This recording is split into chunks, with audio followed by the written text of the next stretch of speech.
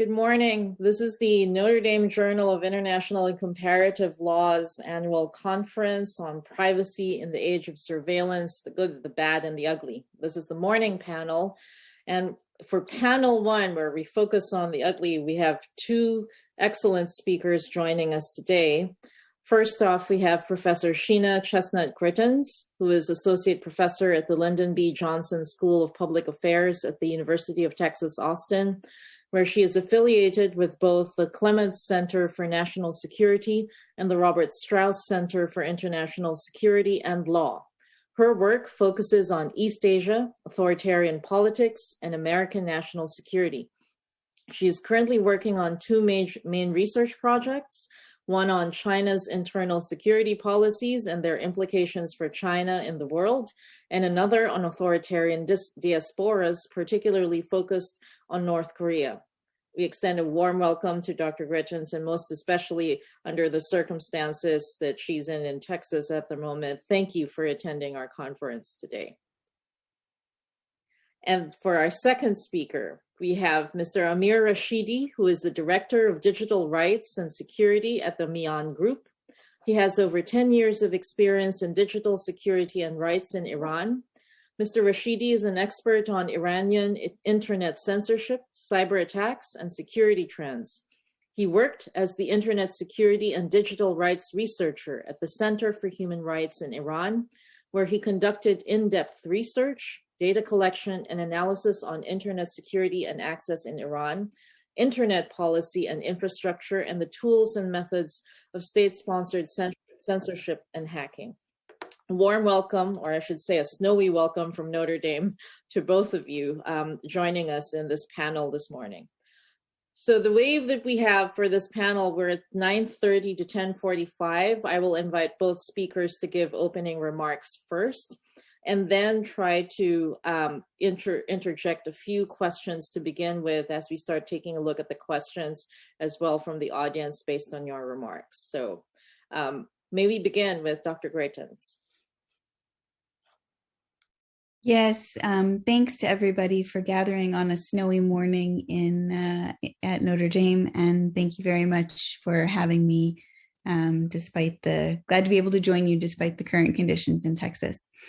You know, what I wanted to focus on today is the use of surveillance, in particular in the aftermath of the COVID-19 pandemic outbreak, and some of the risks that poses to digital privacy and the expanded use of surveillance around the world. A lot of my work focuses on China, which is the epicenter of the coronavirus outbreak, the initial outbreak in late December and early January in Wuhan. And the system that China itself used in its initial pandemic response drew very heavily on the system of surveillance and social control that the party state had already put a lot of effort into augmenting during the first few years of Xi Jinping's time in power.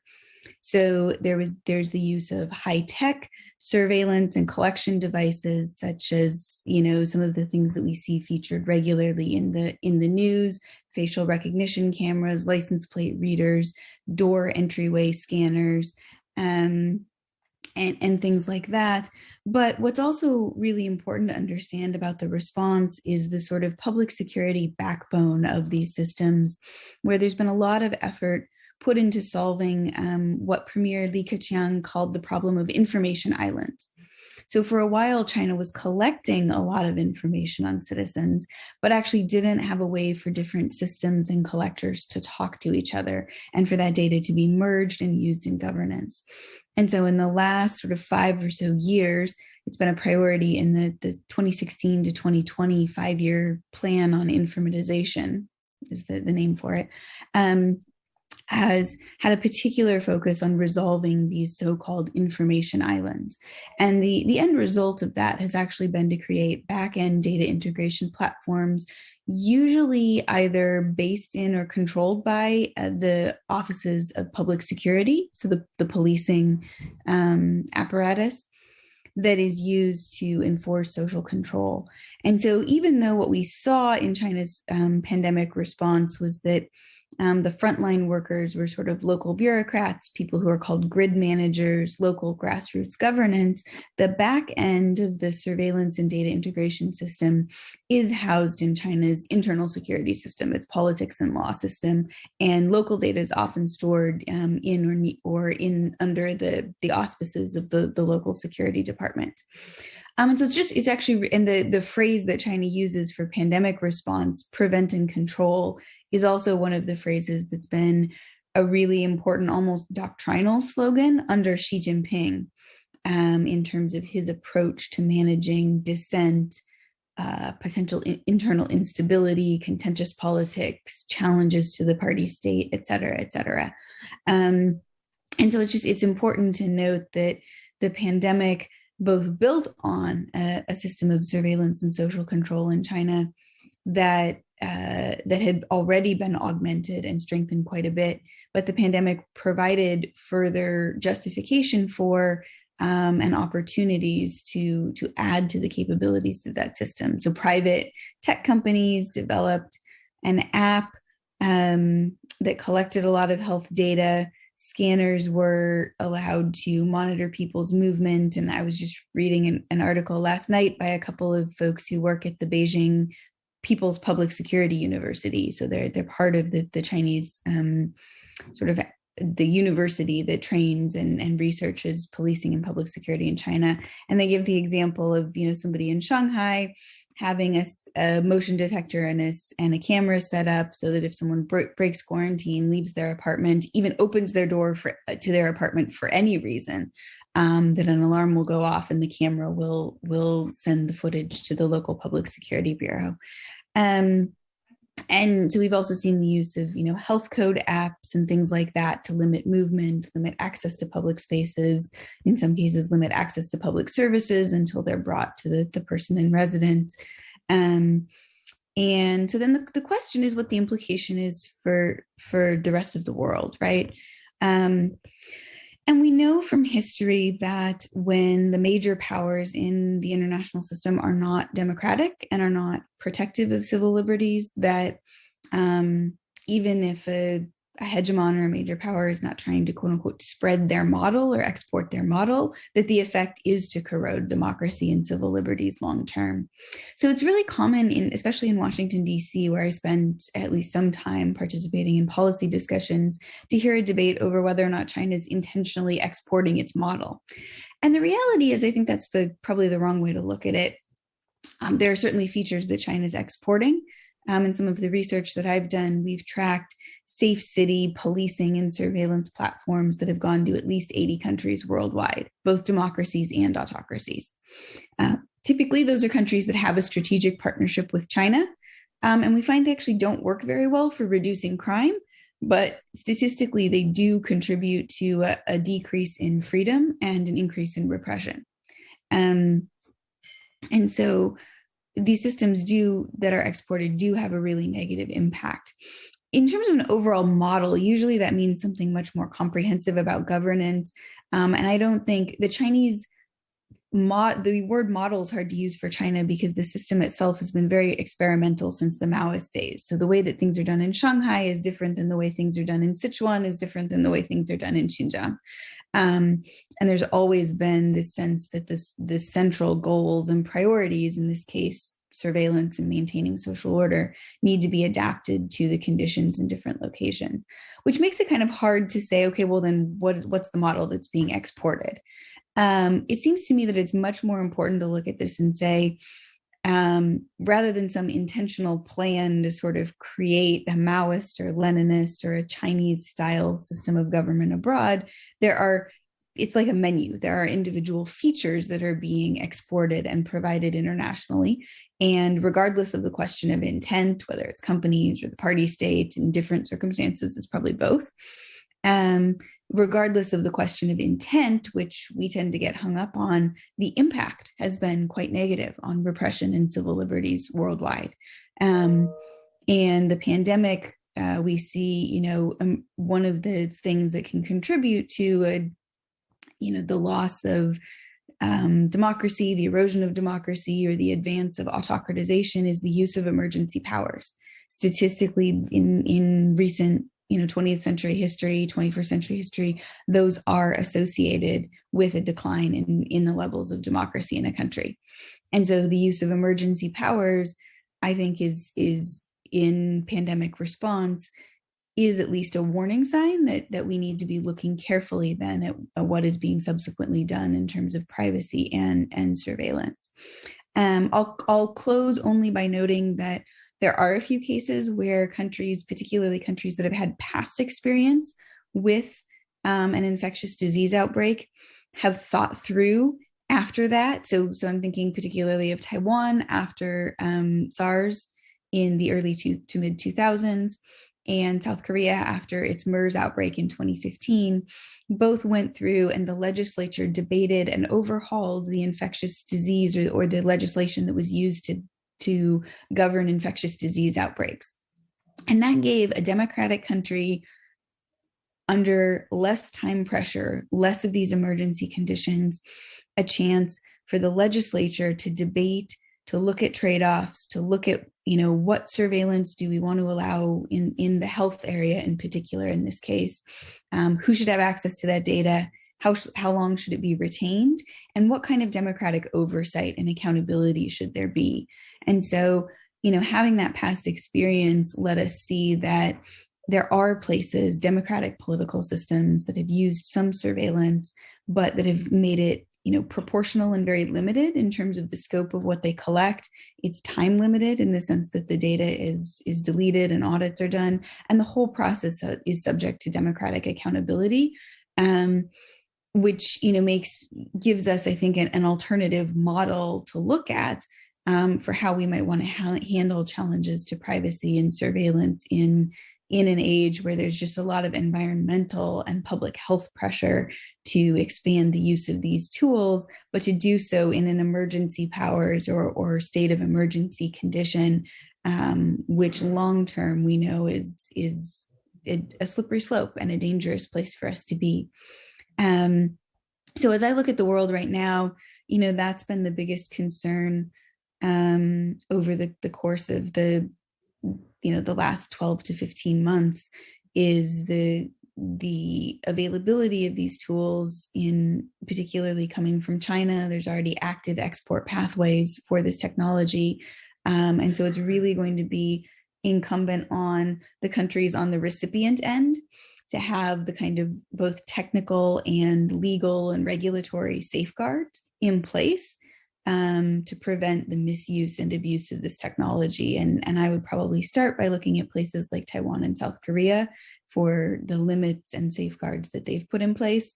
But I welcome, lots of other discussion about what the right balance is to strike and how we should be thinking about some of these questions. I'll stop my initial remarks there. I know we wanted to keep this relatively free-flowing and get lots of time for engagement with the folks who are listening. So I'll stop there and back over to you, Diane. Thank you.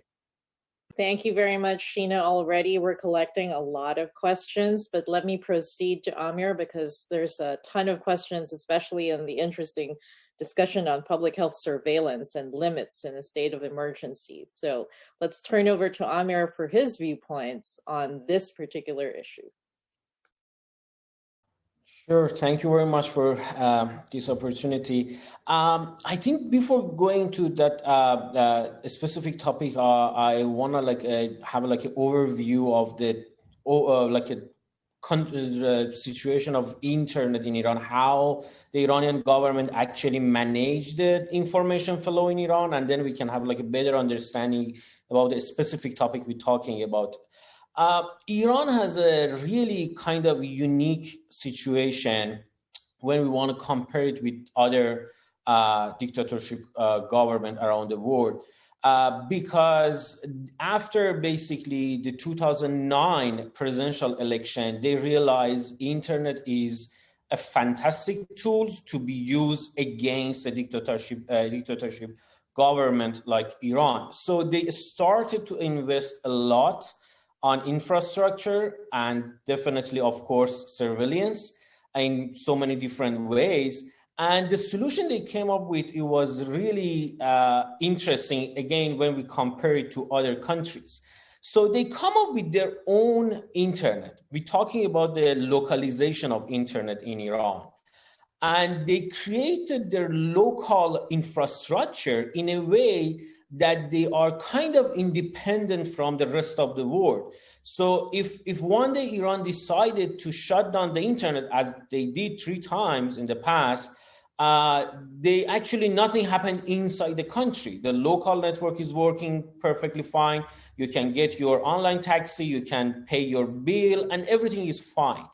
And they also created laws and policy to how to use this network. And even if you want to use the international service, how you can use those international service.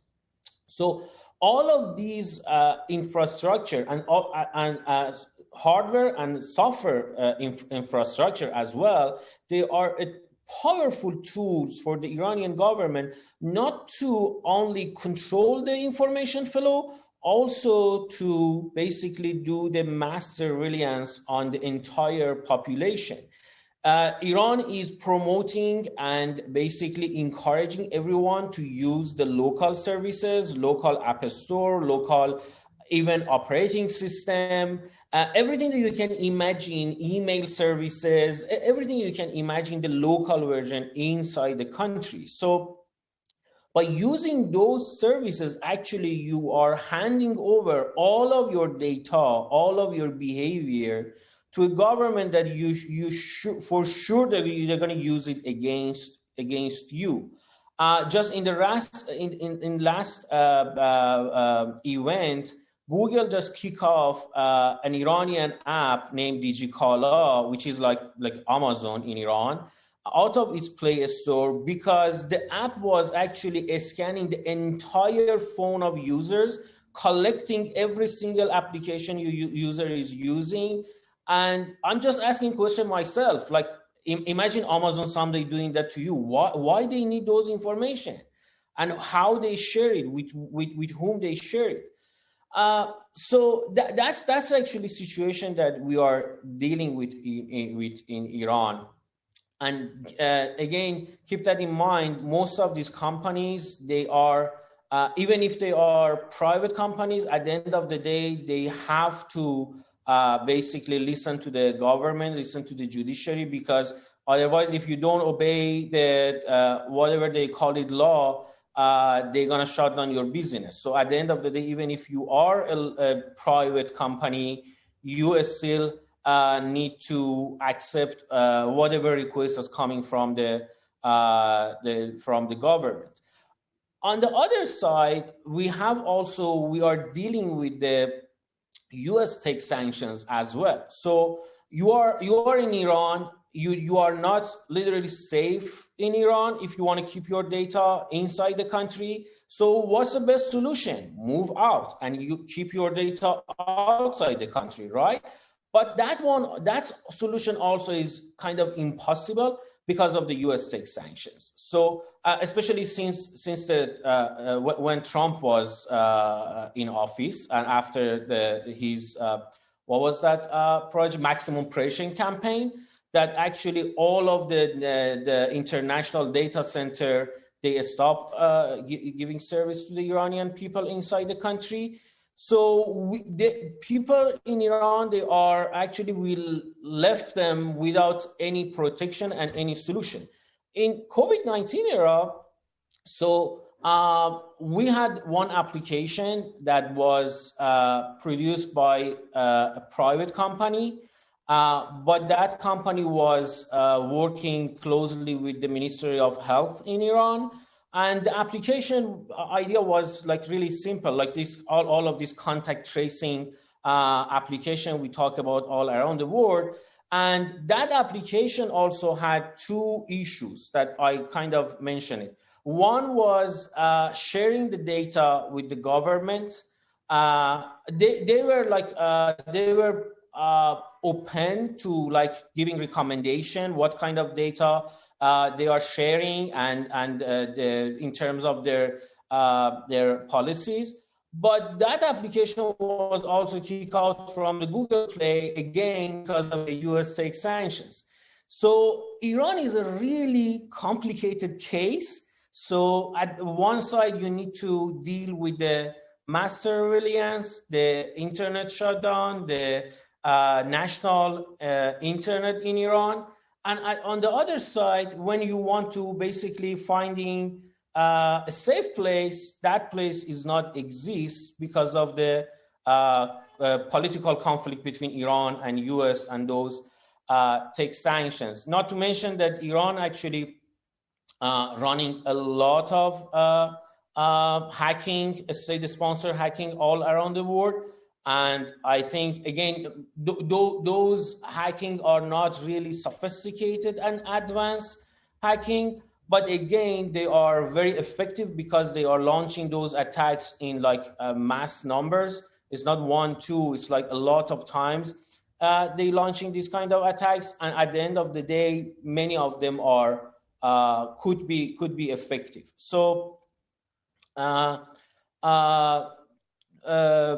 I think that's like a kind of overall view of today's situation in Iran. Thank you, Amir. I mean, we already have a list of questions, but I'm going to exercise the moderator's prerogative, and also because my international law students are watching your panel right now. In particular, I find it very significant that in the examples that Sheena was talking about with China in particular, you have a hybrid of state control over the market and the private sector to achieve that system of control and information control and surveillance. Whereas in Iran, you have a complete substitution by the state with any private sector. It's wholly state controlled and state based.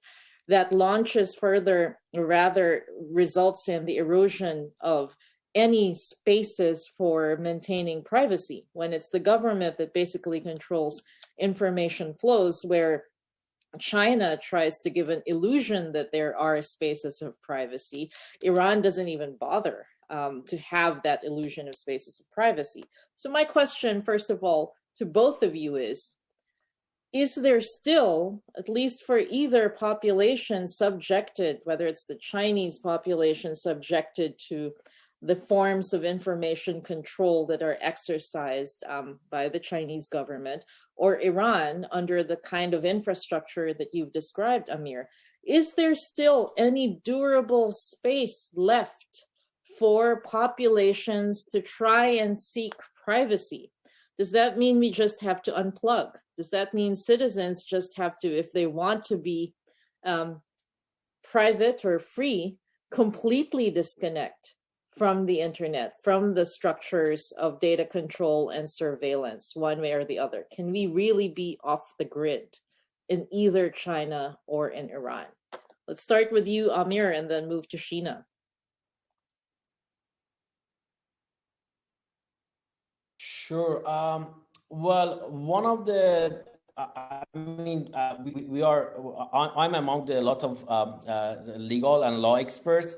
And one of the things that actually I find it's the lack of kind of, again, I'm not talking as, I'm not legal expert, I'm just a simple tech guy, right? But I think there is a lack of international law when we're talking about this kind of situation. When Iran shut down the internet in, I think the last longest time was November 2019, that the internet was shut down for almost 12 days.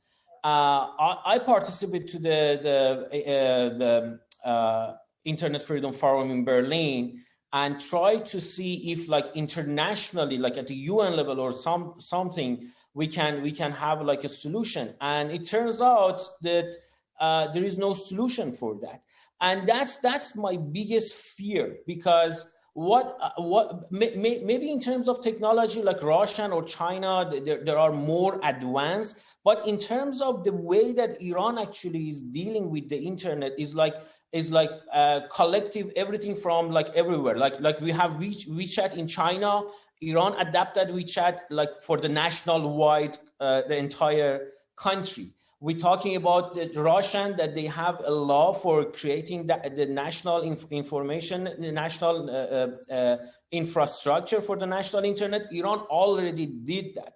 So I think the biggest problem and fear for the future of the internet should be internet localization. And unfortunately, we don't have enough laws and policy internationally to address this issue. And the second problem is, again, the political conflict. Because just another example, recently, anti-corruption activist in Iran was ended up in prison for 3 years. They sentenced him for 3 years imprisonment. And his website was, he used to publish corruption, documents of corruptions in Iran. And his website was wiped out after his arrest, simply because the website was hosted inside the country. We don't have access to any of those corruptions documents. So if there were no tech sanctions, at least we could have access to those corruptions and keep Iran accountable, maybe by some international mechanism.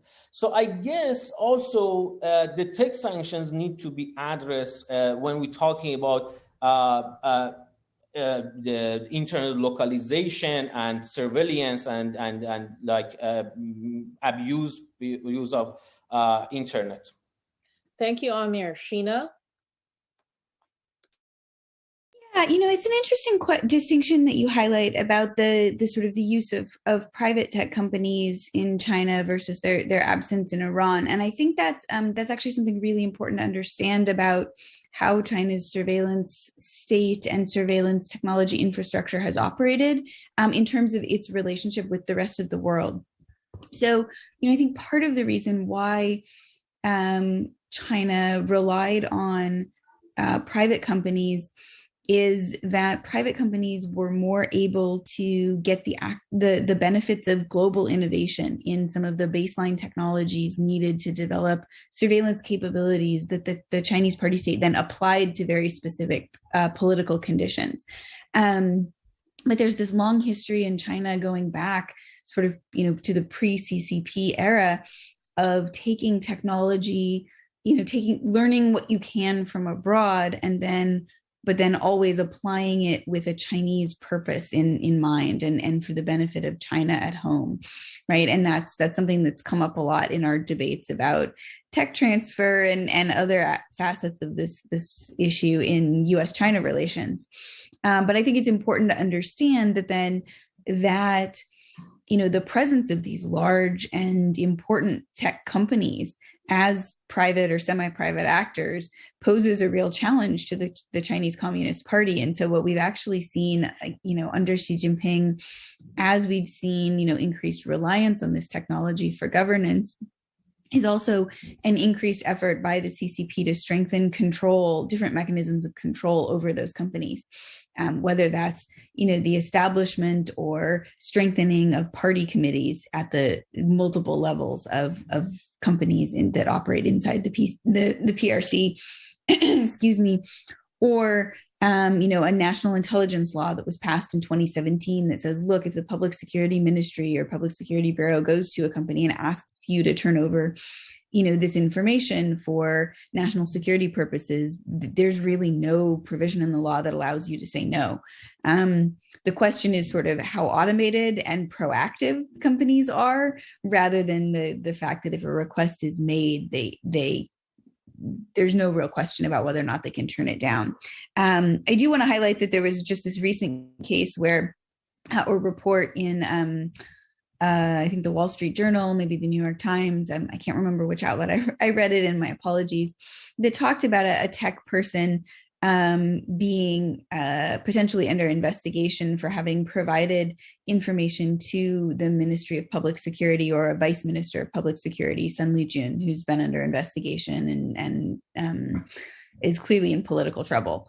My best guess as to when, so the obvious question is, well, isn't that what the national intelligence law was for? And the answer is that my best guess is that information was probably provided extra legally, right? So Bo Xilai had his police chief wiretap other senior party officials in Chongqing, and that was what got Boshilai in trouble. It wasn't the use of surveillance. It was the fact that it was done outside the control and the sort of consensus and the channels of the party. So my best guess is that that's actually what happened there. There was a similar situation. That is speculation, but that's one obvious question about the use of this national intelligence law that I know my students have had.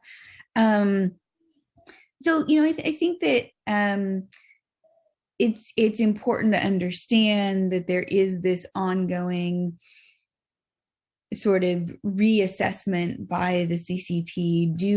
Yes, these are private companies. Yes, they play a really important role. They're now sort of surveillance giants in global politics, not just in the Chinese domestic market. But there's been also this effort then to figure out various mechanisms to make sure that they're held accountable to the party state. You see Xi Jinping giving speeches saying, we need to cultivate a generation of politically loyal tech entrepreneurs. So we see a lot of both, carrots and sticks being applied in China in a whole range of ways to try to make sure that the fact that these companies are private doesn't prevent them from adhering to party objectives. The biggest issue for the big companies, right, that have a significant external and international sort of share of revenue and exports. For smaller companies, they're so dependent on the massive procurement contracts that have been made available by local and provincial governments for surveillance contract work, that I think the issue of them hewing to or developing technologies and behaving in ways that are consistent with party state objectives it's just less of a question. But the bigger tech companies in particular, we've seen a lot of thinking, both immediate and long term, about how to ensure that their activities are compatible with the interests of the CCP leadership. In terms of the second question you asked, or the actual question that you asked, and sorry for taking a moment to get to it, there are definitely spaces in China for people to live normal lives and be with their families, and still have those moments, but they're not protected. And if in one area of your life or part of your life ends up touching on something that is deemed politically sensitive, then that space can disappear, right, for people. You can see what's happened in Hong Kong, right? And the morning speaker touched on this a bit, right? The expansion of behavior that used to be considered okay in Hong Kong is now considered politically threatening, right? It used to be, okay to engage in legislative politics and try to run for office, and now those are the very people that are being targeted. And I think it's a similar process where the boundaries of what's acceptable are really uncertain. And they're uncertain because that uncertainty accrues to the state's benefit. If somebody isn't sure exactly where the line is, they're going to be more and more careful about pushing it. And so even the uncertainty itself can amplify the kind of self-censorship or, behavior. And I hesitate actually even to use the word self-censorship there, because in many ways, you're not only protecting yourself, you're protecting your family. China has a long history, as I would suspect Iran does, though I'd be curious to hear what Amir has to say about this, of using a technique that scholars have called relational repression. And it was something I found just in work on how foreign scholars are treated. That, if I'm a foreign scholar, I may, and I actually have been called into a police department or government office and asked to explain what I'm doing. We call this being invited for tea. But it's actually even more likely that one of your colleagues, your friends, or your relatives will be called and warned, instead of warning you as the person directly. And that plays out all across contentious politics in China, where if you're doing something that's concerning, the state may actually challenge you, but it's equally likely, if not more likely, that what they would do is apply pressure to your loved ones, to your boss, to your parent's employer, or something like that. And so it becomes a situation where people have to weigh not just the sort of the moral cost of quote unquote self-censorship, but what risk they will transfer to other people who haven't chosen it freely, by engaging in a simple act like free speech or demanding rights from a local government that's violated them. And so that's a very powerful tool, right, to hold people's, not just people's personal safety at risk, but the safety and the well-being of your loved ones. I know that, you know, a lot of us might take a risk if it was just our lives at stake, but asking our, you know, elderly parents or our small children or our siblings to pay the price is a different moral calculus for many good and you know, moral and courageous people. So I think it's important to remember that part of it, and the climate that creates of uncertainty, where the boundaries are clearly shrinking and moving as they have been, can just have a really chilling effect. But it's so powerful in part because it's not quite as overt as we sometimes think of it as being. The threats are indirect, and they're not always to oneself. And in some ways, they're more powerful and more constraining and constrictive of freedom because of that. Thank you very much, Sheena. We have a list of about 10 questions that's still growing, and our panel will run until 11 a.m. So let me begin. Razi Lane asks the question to Sheena: what can the United States intelligence community do to allay threats imposed by increased Chinese surveillance?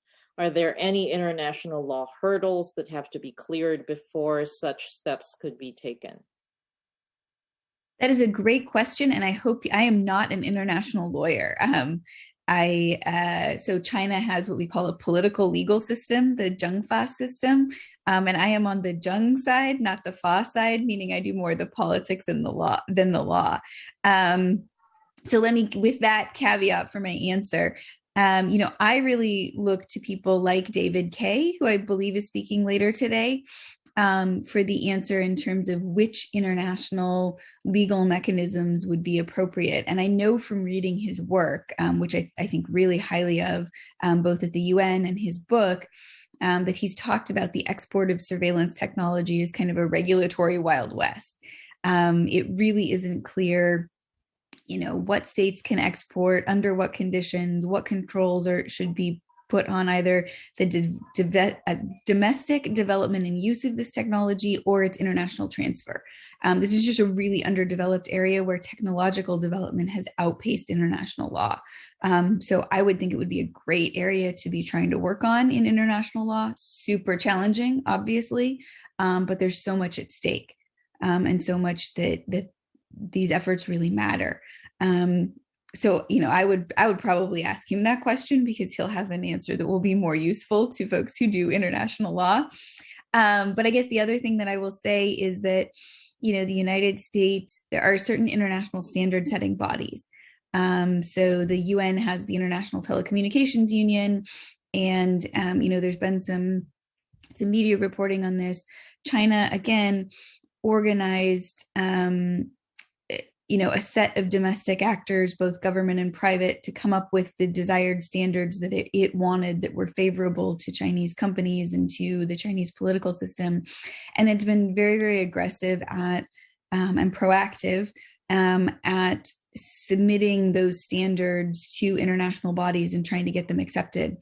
And many of them have, right? So a lot of the standards for facial recognition that have been passed are ones that have been submitted by Chinese tech companies. So not even by the Chinese government, but by Chinese tech companies.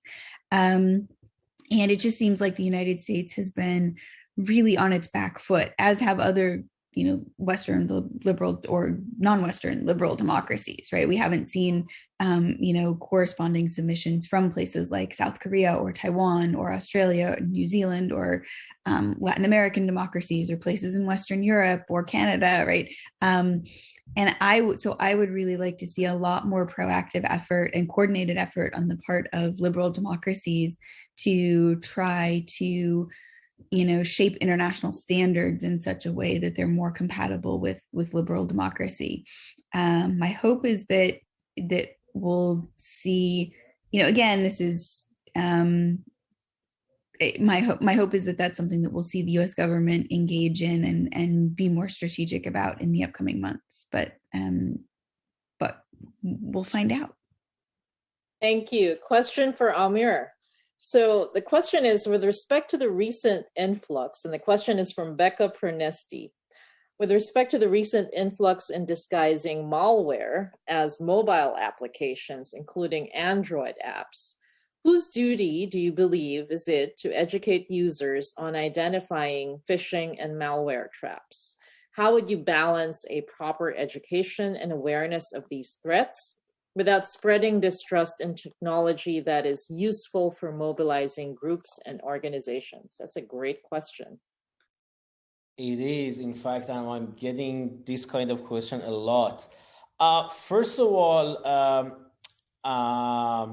if it's really difficult to find out if your device is infected or not.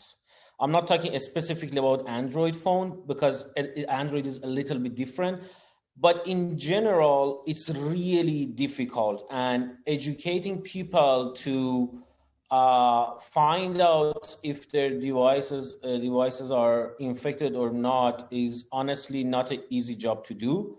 But there is a lack of, I would say, non-technical information. Because when you look at all of these reports that is coming out about cyber attacks in general, all of these reports are heavily technical reports that people, most of the time, no one can understand what they're talking about. So what are the things that actually we at MIAAN we're trying to do is trying to provide context, and sometimes if it's necessary, like political kind of analytic of why this is happening, how this is happening, and who is most likely target. So general audience can have more knowledge and information, and they can use those kind of knowledge and information to protect themselves. That's one of the things that I think we are lacking this kind of information because again, the InfoSec, information security companies, they are publishing this kind of report, and the main focus is only on technicality.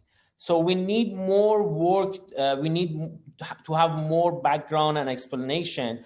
But when it comes to the Android, one of the problem is actually advantage and disadvantage at the same time is you can install any app outside App Store on your Android phone. And that's the thing that I never ever recommend anyone to do that unless you know exactly what you're doing. That could be the problem. All of these devices that they get infected with Android malware is because they actually installing an Android application outside the market. Sometimes there are inside the market as well, but I'm talking about the targeted attack by state-sponsored hackers. But that could also have some advantage for researchers like me, people like me as well. So I think the main responsibility is on information security companies providing these research and documentations with more context, background, and using local information. If they're talking about the hacking in Iran, they need to have a local person. If it's China, they need to have a local person to explain all of this complexity for the local people.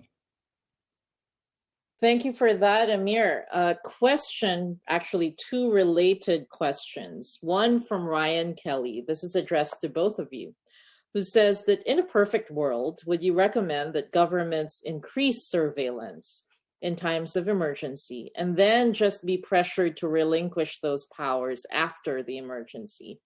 Or would the preferred method be not to expand surveillance in the first place, which can result in sacrificing some effectiveness to emergency responses, given that governments tend to refuse to ease surveillance once it is established? So Ryan's asking, what's the default preferred method?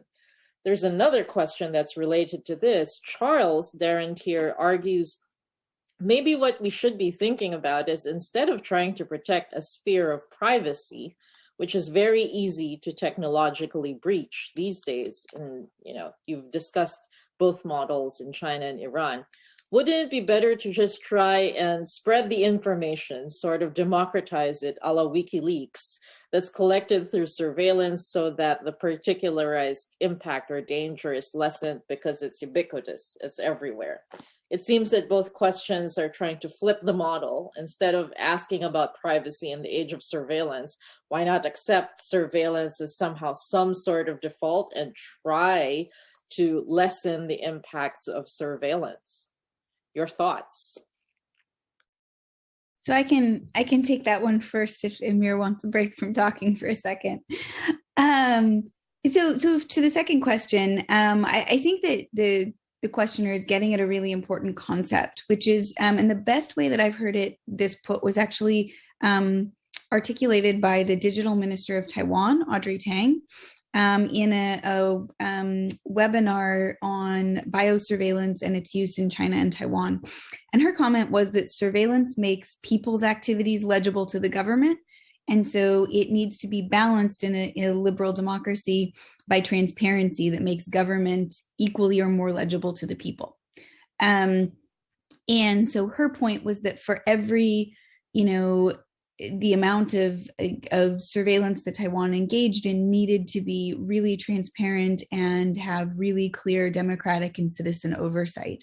So I guess conceptually, that's always that analogy and that pairing of the two, I found really striking and really an important conceptual point. But to get to the first question, I actually think there's a third way.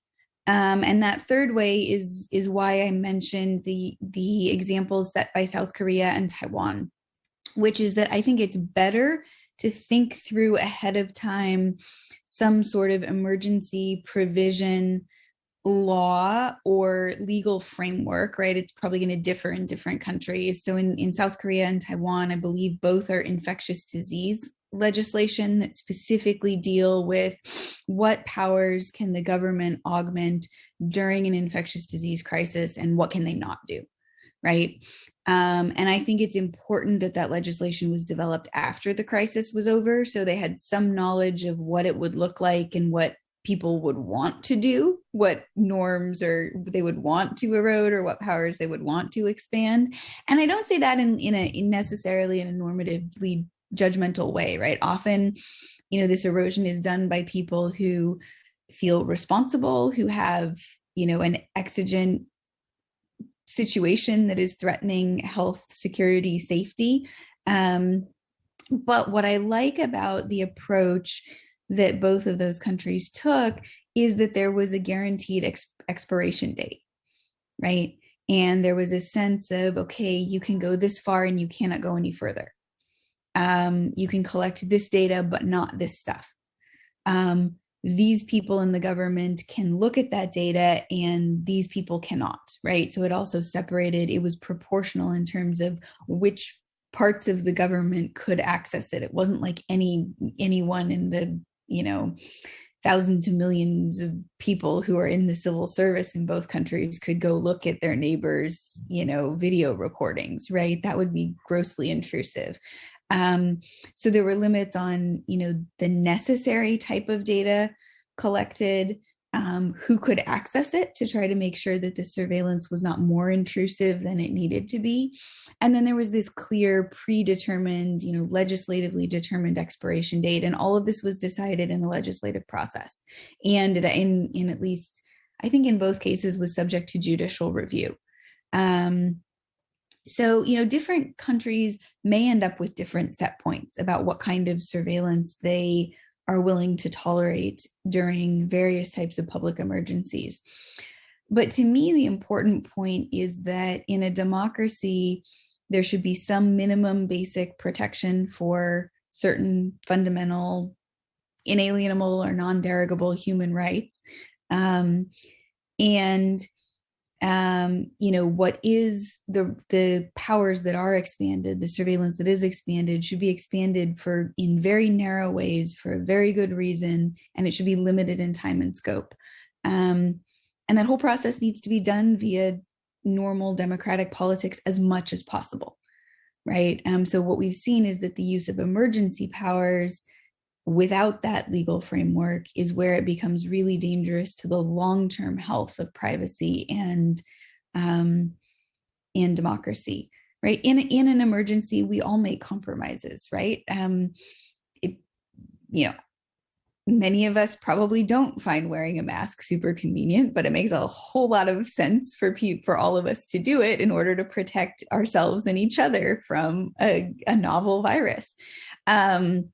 Right? That's a reasonable trade-off that we can think about and talk about. And so, different countries may end up with different set points for where they strike that balance. But I think it's really important not to say, well, okay, but once you're in a situation, are you better kind of taking the hit so you don't erode surveillance or eroding surveillance and then trying to claw it back? The answer is you actually build in the mechanism ahead of time for it to end so that it's not on citizens who've just gone through an emergency to try to claw it back, right? I mean, I live in Austin, Texas. My house may have power. I'm not in my house, so I haven't checked with my neighbors yet this morning, but hasn't had power for almost a week and didn't have water the last time I checked with my neighborhood.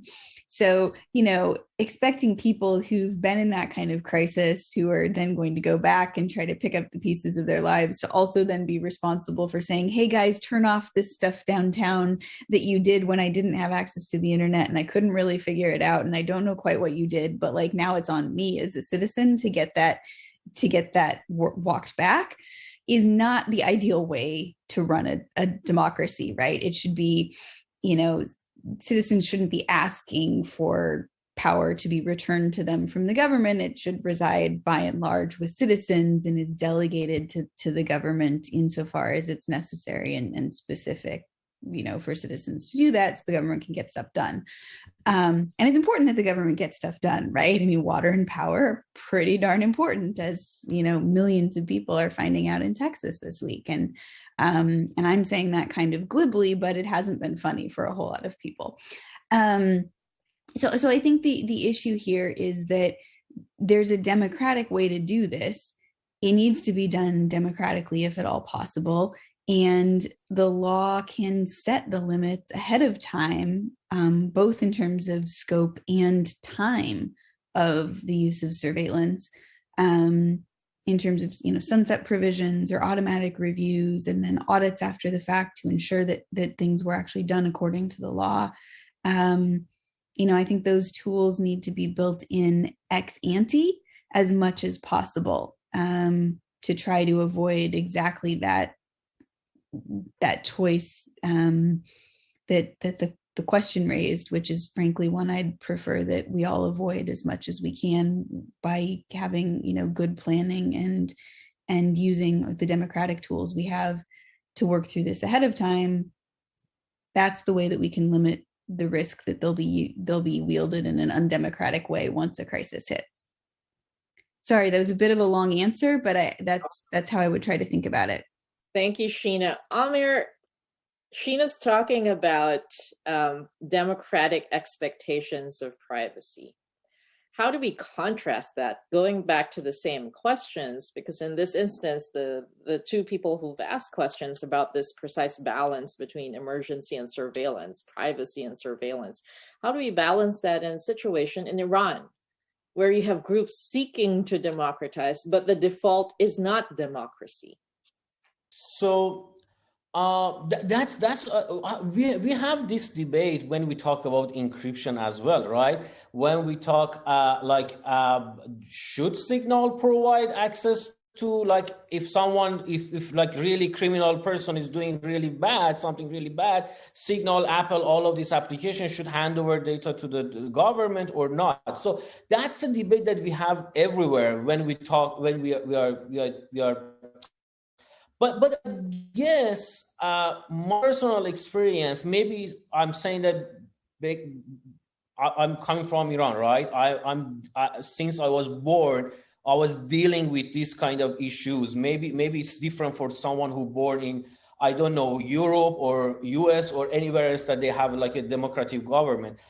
Even in those countries, I think just think about the NSA experience and Snowden story. Maybe even in those places, we need to seriously ask the question that this seems to be a slippery slope process, right? As soon as you provide something for the government and you have a goodwill, you think you have enough law, enough control, enough check and balance, but all of a sudden, again, look at Facebook. When Facebook for the first time was created, anybody think about it, Cambridge Analytica? Anybody was thinking if someday people come on Facebook and organize an attack on the Capitol, what Facebook should do to prevent that? So I think we are living in an age, in a time that we are experiencing all of these things for the first time ever. Even some of these definitions are not really clear for us. What does it mean when we're talking about the surveillance? What does it mean we talk about privacy and encryption? All of this definition with regard of, where we're coming from. Like, if you ask what is your definition of surveillance in Iran, I would guess you get totally different definition of if you ask someone who lives in New York City, right? So I guess we need to come together and find a critical answer for these words that actually shaping our life without having a really critical definition of every single one of them. But my answer is no. Honestly, I wouldn't give up my privacy in any even if I'm paying the price. And in terms of COVID, look at the study that was done. I'm not sure by Access Now or Amnesty Tech, either of them, that about the contact tracing app. And we had that debate back then that these applications might violate our privacy, but should we accept that violation or not? And the study showed these applications are not even sophisticated to protect us against COVID-19. So why are we having this debate at all? So I guess we need to have more fundamental conversation about these kind of issues, and by default reject any kind of violation of our privacy unless we have a really clear definition and clear path to basically see ourselves in that violation. And again, still, I guess we are just experiencing. We don't know what we're really talking about and what's the real effect of these violations on every single one of us. Thank you, Amir, and thank you, Sheena, for the really thoughtful answers to the challenging questions posed by our students here. Olivia Estes in her question actually does try to sum it up, this recurring tension of what's the right, how do you reconcile a right to privacy and a right to safety that presumably depends on surveillance tools. Let me narrow the question to two questions that are asked, one by Caleb Acker and another by Vanessa Paramal. Caleb asks, what are the concrete steps that the international community can take to protect data privacy of certain nations, of citizens of certain nations from their own governments? So foreign nationals in their jurisdiction who try to assert or abide by the data privacy rules of that jurisdiction, but try to insulate themselves from the encroachments, the surveillance by other jurisdictions. And specifically, Vanessa asks that in the context of Chinese citizens, and she directs this question to Sheena, what options would Chinese citizens ultimately have to protect their data, given that there's some sort of personal data protection law that China has come up with? So Let's try to narrow Olivia's original question on the right to privacy and make it the right to data privacy, and see whether, in your view, there are actual concrete steps for the international community as well as for citizens themselves to protect their own data privacy. And let me turn over to Sheena and then to Amir. It's a great question, and I will say I don't think China's framework is fully set yet.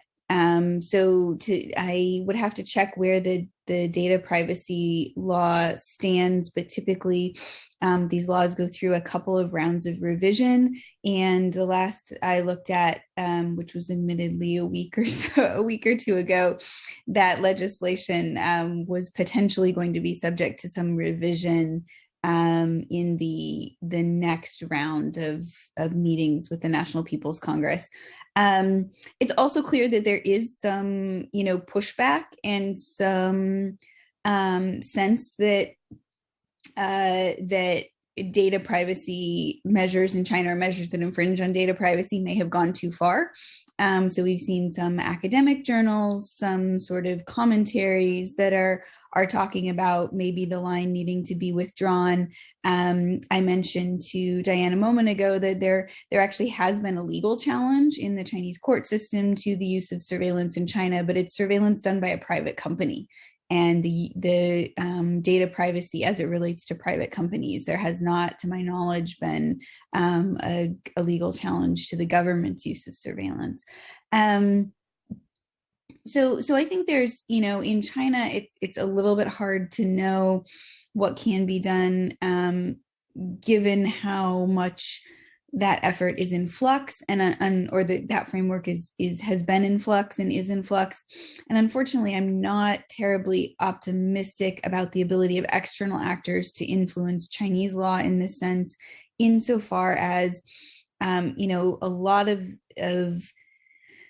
the measures around data privacy and tech and information have been sort of conceptually grouped under the national security framework, Xi Jinping's sort of comprehensive national security concept, which is really broad in terms of its conception of what could be a threat to national security, and about which he's shown relatively little flexibility. I think there's more scope and more room for people to think about what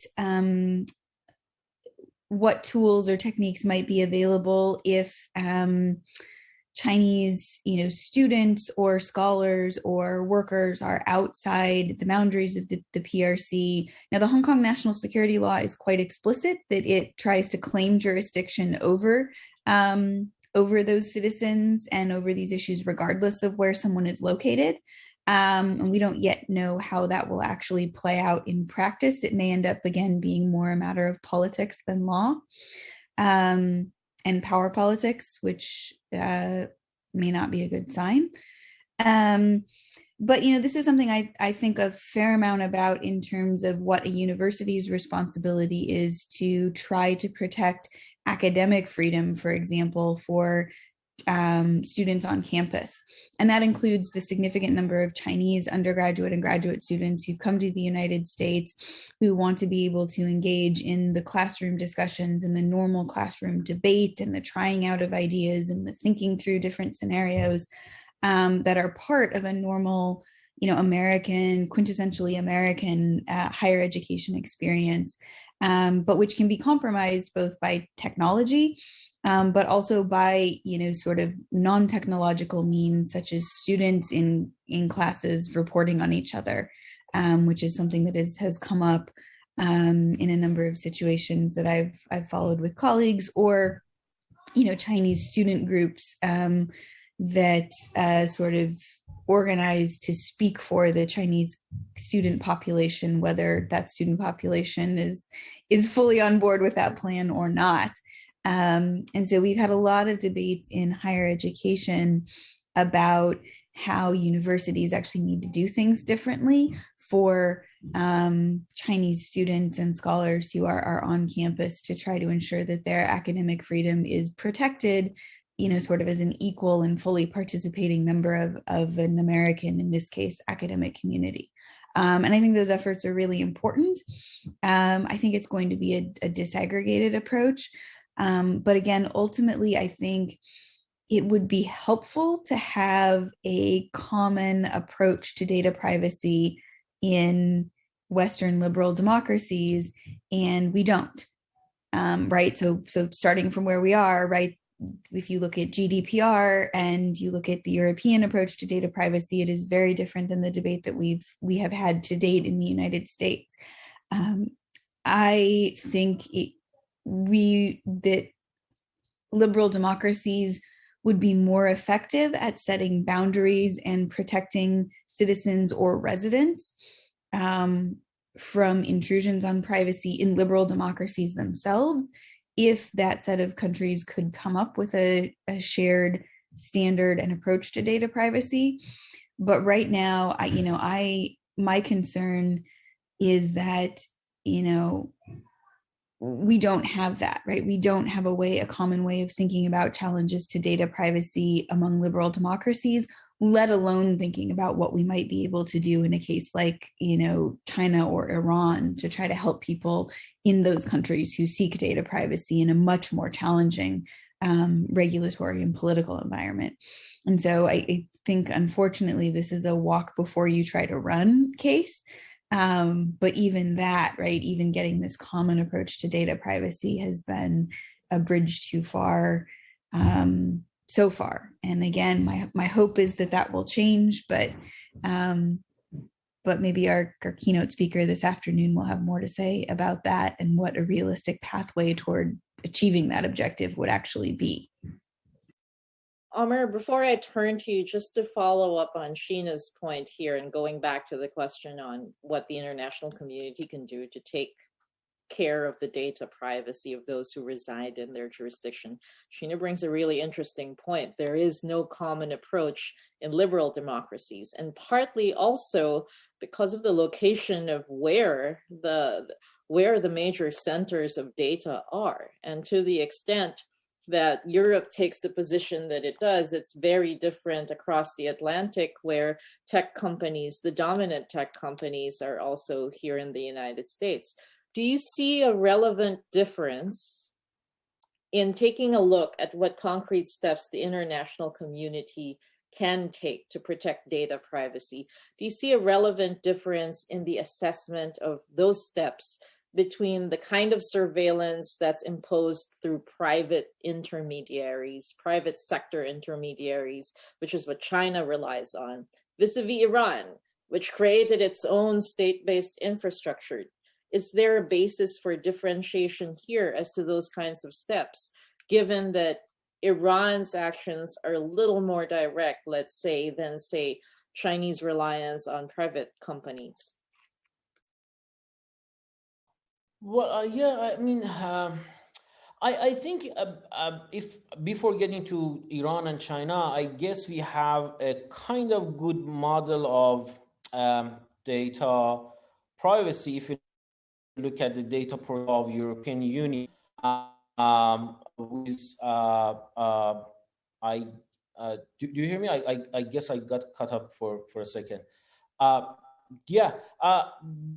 European data protection law, I think it was a good step and good example. It could be adapted by other countries and definitely applied. Unfortunately, in the US, I think we don't have such a law in place yet, and that is like a huge problem.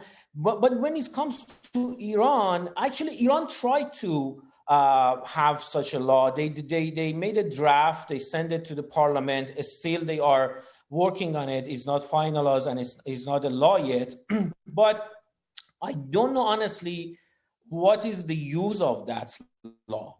When the entire decision of the judiciary in Iran is based on the political view, I don't know how they basically want to use actual law. Well, when we were talking about how the national security law is broad in China. That remind me one of my personal experience back in Iran more than 15 years ago. I remember one of my friends was free from the prison, and because she loved red roses, there were 15 of us. We bought, every single one of us, we bought one red roses and went to her home to visit her after her release.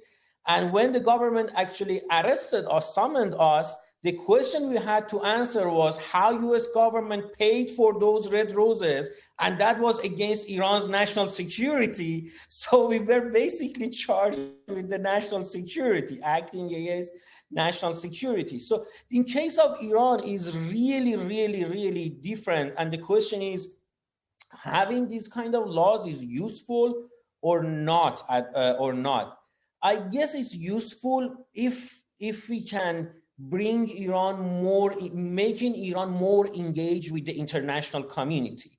Again, based on my experience, anytime that Iran was more engaged with international community, they were more sensitive about their image in international community. So they tried at least to, respect their own laws. That, of course, that's not the case always, all the time. But I guess in case of Iran, we need more engagement with the international community, and hopefully that can help. So we're down to our last 5 minutes, and I'm going to invite your thoughts on basically a common question. There's a common thread here between the remaining questions that I see. And the question is really on where to see surveillance as a force that could be used for good purposes, such as in the case of biosurveillance and pandemics. I mean, we've spoken a lot about the harvesting of information. Some of the questions here from Sophia Skok, Madeline Ainsley, and Nathaniel Hall are actually concerned with the possibilities of biosurveillance potentially being used for good. And some also point to, taking into account that these methods of tracking health data, other forms of data that are massively out there anyway, whether harvested by private intermediaries or by the government directly. The second question is, how concerned should, this is the question I'll end with from Sam Scaletta, how concerned really should all of those, whether states or citizens, who actually support democracy, how concerned should we be that other foreign leaders and governments are starting to analyze the success of these surveillance practices to further their own authoritarian practices? So while on the one hand, we could think that there might be some good to these forms of surveillance and health emergencies, there's also a concern that it's becoming the model for normalizing or routinizing an otherwise authoritarian practice. So let me end there, and we have 3 minutes. So let me turn to Amir first and then end with Sheena. Well, again, I don't think actually that can get us anywhere good. Again, I believe that's a slippery slope process. Maybe at the beginning you see, okay, it's good. Maybe it's like, it could be helpful. And again, maybe it's because where I came from, but based on my personal experience, it's going to be a slippery slope. One day they're going to say it's good for your health. Let's us to collect this information.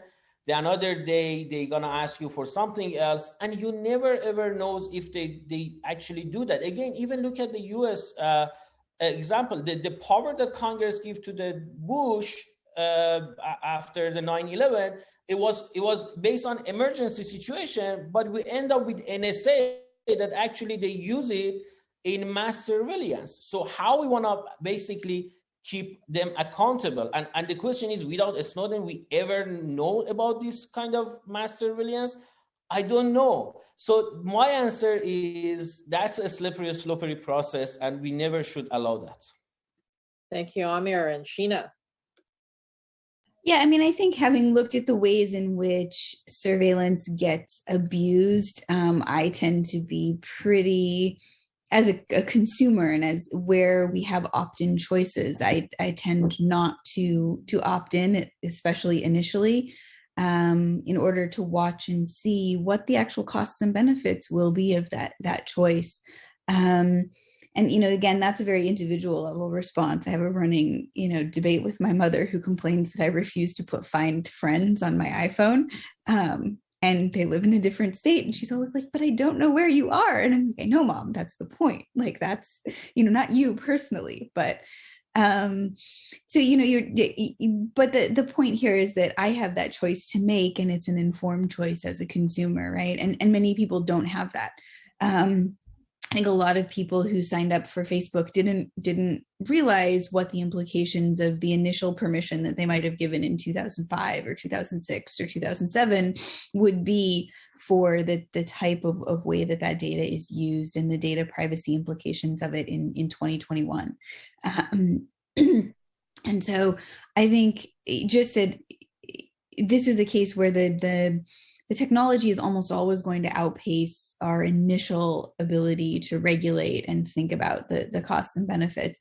Again, I've given a few examples where I think, surveillance played as maximally constructive a role as it possibly could have in terms of the response to the pandemic in Taiwan and South Korea under very, very tight constraints. And at some level, I share Amir's concern. I'm still not entirely comfortable with it because the capability can always be misused. And a country that is democratic may well end up suffering a reversal. I've had friends and colleagues who are scholars or students from too many countries where there has been democratic backsliding to be completely comfortable with the idea that the permission we give today is, will be respected and honored universally tomorrow.